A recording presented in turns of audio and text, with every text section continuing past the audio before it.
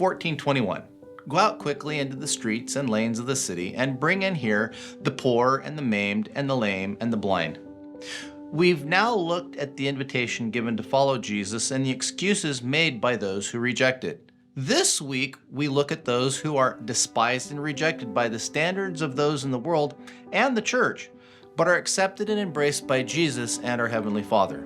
The servant, having returned to his master's home, relays the sad reality that the invitations have all been rejected by the supposed friends of the man. Angry with righteous indignation, he commands his servant to go out into the streets and lanes of the city and to bring the outcasts of society to the party.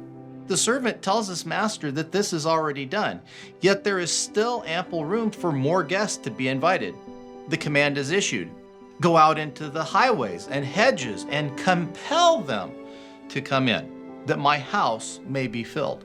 Going to the most unlikely places, the servant is to use the most compelling, persuasive arguments possible in getting those who probably consider themselves too unworthy of the invitation or just can't believe the invitation is true to come to this great feast. And this is the beauty of Christ's invitation you and I have the privilege of sharing with the world. You see, a person may think they don't need a change or that God can't change them, but this is a deception of Satan.